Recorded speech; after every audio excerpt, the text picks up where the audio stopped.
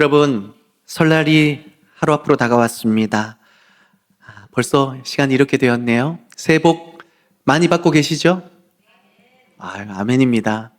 혹시 우리 중에 복 대신 스트레스만 풀옵션으로 장착하고 계신 분 계시기도 하지요? 요즘 명절 풍경을 보면 참 많이 변했다라는 게 새삼 느껴집니다. 이제 명절은 이렇게 전 부치는 날이 아니라 전투적으로 도망가는 날이라고 하더라고요. 어떻게 하면 안 갈까? 오죽하면 이런 단어가 있어요. 명절 대피소라고. 어떻게 하면 집에 안 가고 딴 데 숨을 수 있을까? 이 핑계, 저 핑계 대면서 예전과 같지 않는 명절의 모습을 발견하게 됩니다. 시대가 변하고 트렌드가 바뀌니까 명절의 형식도 그렇게 조금씩 달라져 가고 있는 것 같습니다. 그런데 여러분, 형식이 변한다고 해서 본질이 바뀔까요? 우리 내면에 정말 우리가 얻고 싶고 추구하고 싶은 그 갈망이 바뀔까요? 우리가 좋은 호텔에서 호캉스를 즐겨도 결국 마지막에 던지는 변하지 않는 단 한 가지 질문이 있다면, 그래서 지금 나는 행복한가? 여러분 행복하십니까? 그래서 우리 집은 든든히 서가고 있는가? 든든히 서가고 계십니까? 결국 우리가 형태는 변해도요, 우리는 어쩌면 죽을 때까지 이 두 가지 질문에서 벗어나지 못하면서 스스로를 점검하게 될 겁니다. 여러분, 스스로 한번 질문해 보실래요? 나는 정말 우리 가정 안에서 행복을 누리고 계십니까? 나는 정말 이 남편, 이 아내 만나서 너무너무 행복하다. 아멘이십니까? 할렐루야. 여러분, 제가요, 그래도 살아보니까 인생은 타이밍이고 눈치가 참 중요하더라고요. 다시 한번 더 여쭤볼게요. 나는 이 남편을 만나서, 이 아내를 만나서 정말 행복하다. 아멘. 아멘이 회복되는 설날이 되시기를.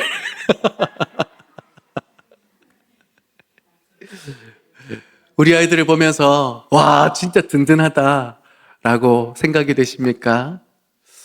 사실 이 대답에 네 라고 말하기 참 쉽지 않죠.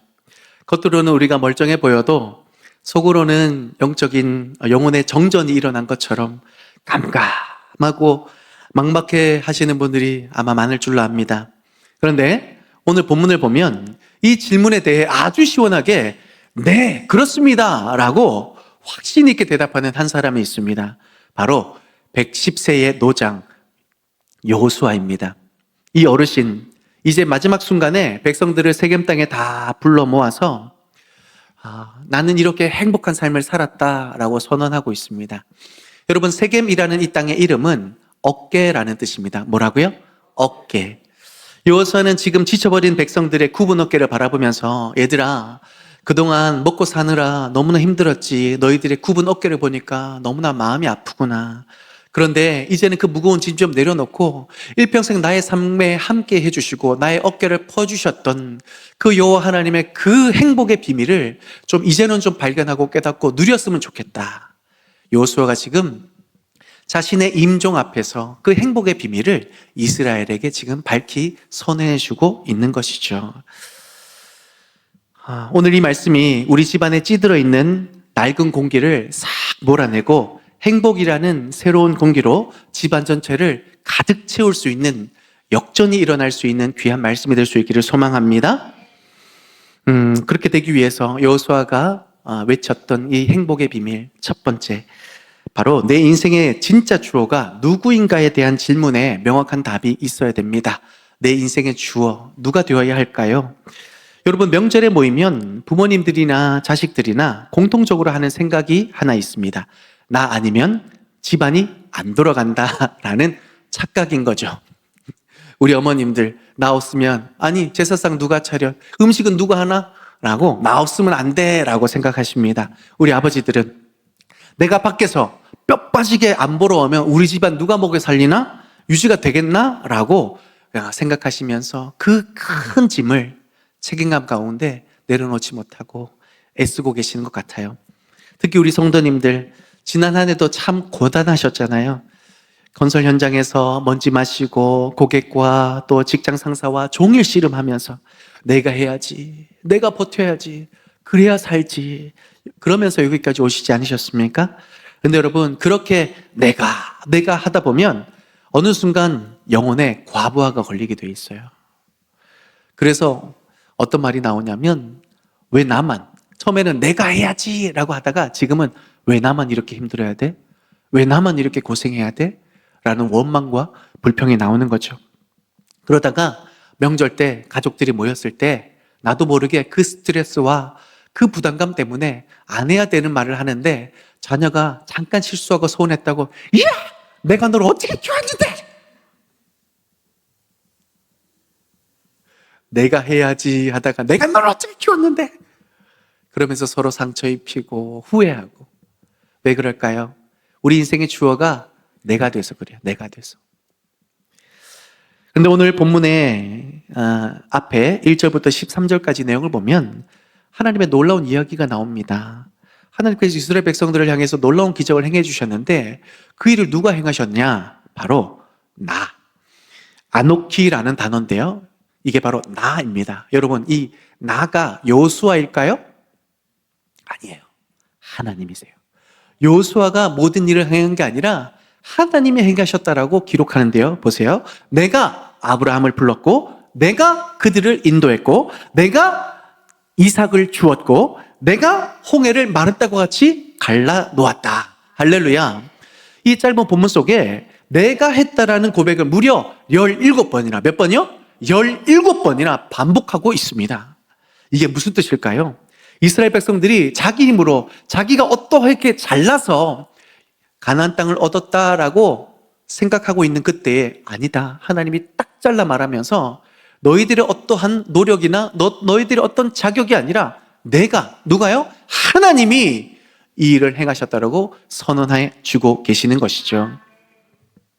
특히 13절 말씀을 보실까요? 제가 참 좋아하는 구절인데 이번 설날 우리 성도님에게 드리는 최고의 축복이요 위로가 될 줄 믿습니다. 다 같이 한번 읽어볼까요? 시작!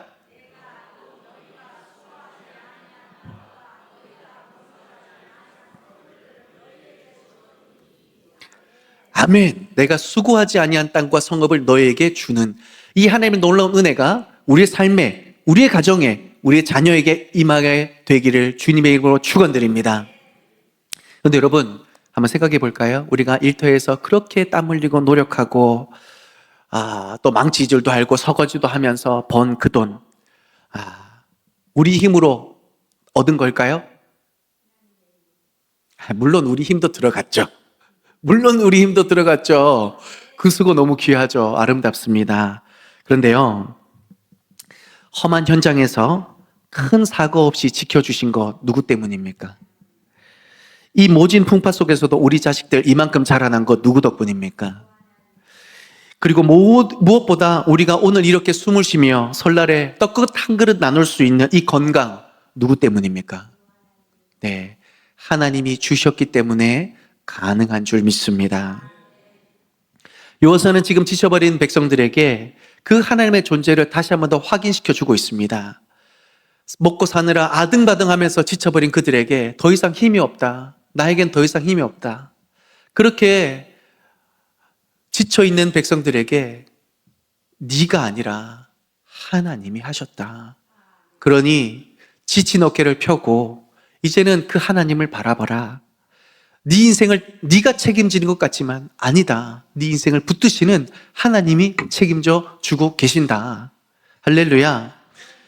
따라서 그 하나님을 바라보고 그 하나님이 우리를 붙드신다라는 믿음의 확신이 있을 때에 지친 우리의 인생 가운데 드디어 마음의 여유가 평안이 임하게 되는 줄 믿습니다.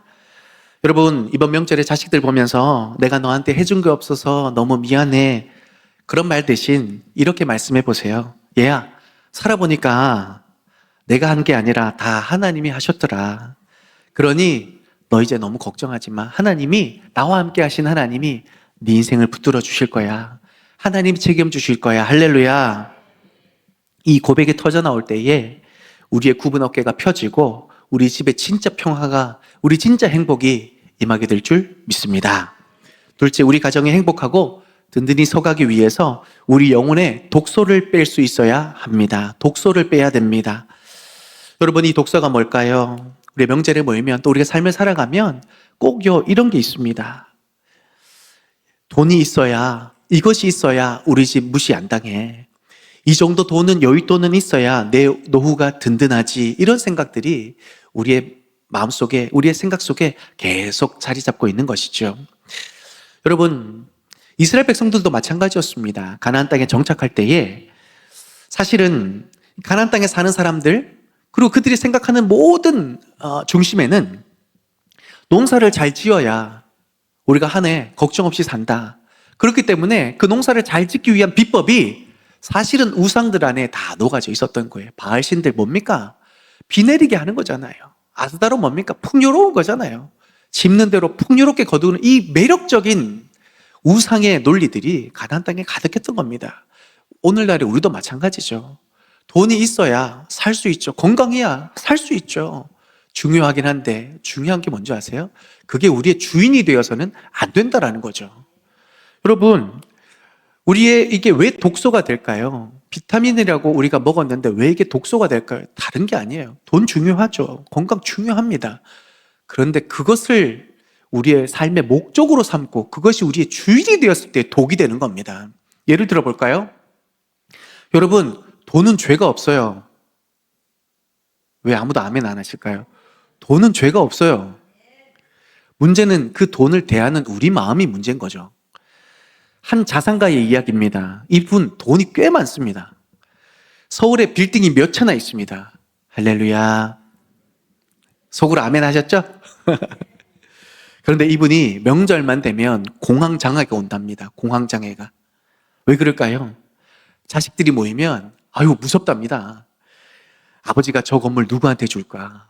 서로 막 째려보고 눈치싸움 하면서 막 이게 자기를 쳐다보는데 명절에 한 상에 둘러서 떡국을 먹는데 이게 떡국인지 톱밥인지를 모르겠다라는 거예요. 여러분, 이게 독소입니다. 분명히 돈이 많으면 행복해야 되는데 그 돈이 주인이 되어버리니까 부모 자식 간의 천륜을 거래로 바꿔버리게 그렇게 된 것입니다. 돈이라는 우상이 우리 집 거실에 들어오는 순간에 따뜻해야 할 가족 관계가 서로 지분 싸움이나 하는 이사회장이 되어버리는 것이죠. 여러분, 이게 독이 아니면 뭐겠습니까? 또 하나만 예를 들어 볼까요? 우리 명절의 가장 치명적인 독소는 비교입니다. 비교. 어떤 집사님이 명절 전에 남편이 보너스 받았다고 막 할렐루야 막 너무 좋아했어요. 보너스 안 받으셨어요? 저와 똑같으시네요. 그래서 이번 설에는 우리 애들 좋은 옷 한번 사줄 수 있겠다 하고 너무 감사하면서 룰루랄라 고향을 내려갔는데 아이고, 그런데요, 동서가 타고 온 차를 봤더니 우리 형님이 들고 있는 백을 봤더니 명품. 그걸 보는 순간에 그 행복이 순식간에 비참함으로 전락해버립니다. 아까까지만 해도 세상에서 제일 귀했던 그 남편의 보너스가 갑자기 남들에 비하면 초라한 푼돈에 불과하다라는 것을 느껴버린 것이죠. 여러분, 우상이 이런 겁니다. 내가 가진 것에 감사하지 못하게 만들고 끊임없이 남의 떡을 보며 내 영혼을 갉아먹게 만드는 것이 바로 우상이라는 거예요. 갈증 난다고 소금물 먹는 것과 같습니다. 마시면 마실수록 어때요? 목이 더 타죠. 결국 내 영혼의 신장을 다 망가뜨려 버립니다. 이게 여호수아가 말한 강 저편의 신들을, 우상들이 우리 인생에 뿌리는 치명적인 독소라는 겁니다. 그래서 여호수아가 치워버려라, 없애버려라 라고 한 겁니다. 여러분, 이 말은 돈을 버리라는 게 아니에요. 내 인생의 가치를 돈이나 남의 시선에 맡겨버린 그 병든 마음을 새롭게 하라, 갈아엎어라라고 명하고 있는 것입니다. 여러분, 여기 이렇게 뱀이 돌아다녀요. 다 어떻게 할 거예요? 피하실 거잖아요. 뱀이 콱 물었어요.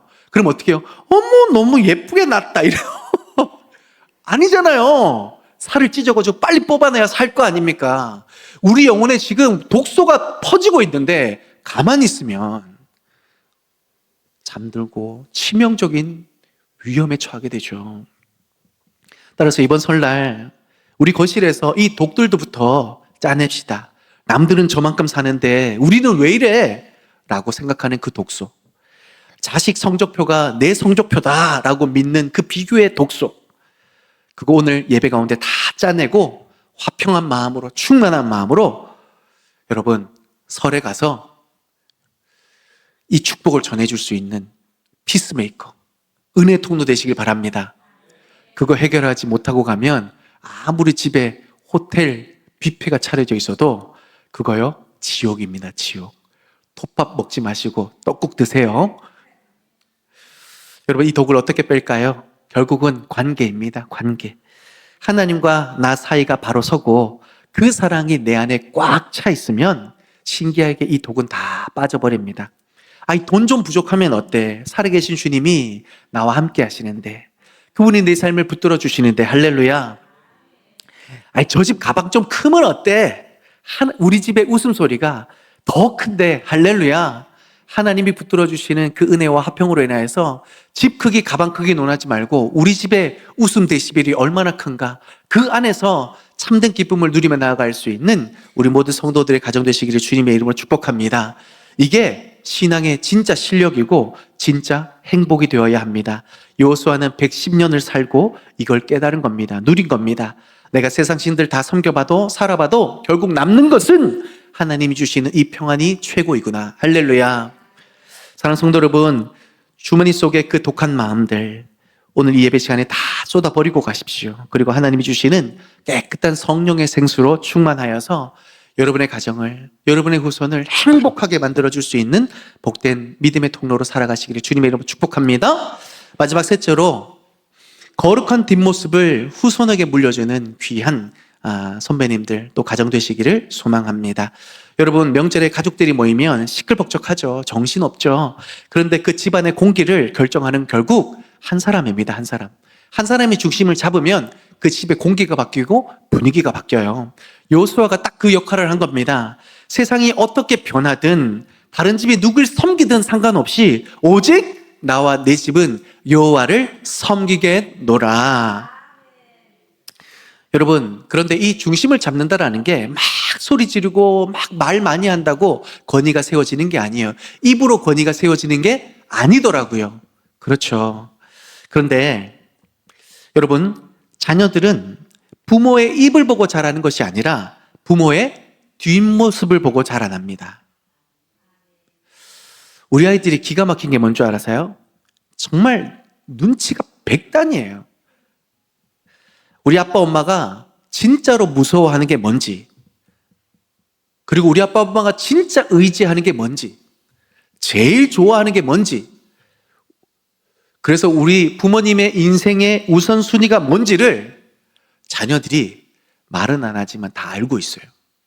그리고 그 모습을 컨트롤 C, 컨트롤 V 합니다. 뭐예요? 복사한다라는 거죠. 그렇게 우리 아이들이 그대로 살아간다라는 거예요. 성도님들 지난 한 해 참 고단하셨죠. 그러나 건설 현장에서 흙먼지 마시고 직장에서 그렇게 시달리시면서도 주일이면 꼬박꼬박 이렇게 성경책 들고 예배하러 나오셨죠? 그 힘든 와중에서도 이건 하나님의 것입니다 고백하며 11조 드리고 예물 드리고 또 남들 다 쉴 때 교회 나와서 그렇게 청소하고 밥하고 또 이른 아침에 나와서 봉사하고 여러분 그거요 아유 힘들어 이거 언제 끝나나 하죠? 그 모든 모습을 우리 자녀들이 다 보고 있습니다. 아, 우리 아빠 엄마는 저렇게 힘들어도 하나님이 1번이구나. 돈이 없어서 힘든 게 아니라 하나님 은혜 없는 게 저렇게 힘든 거구나. 하나님 없이 살아가는 것이 저렇게 불행한 거구나.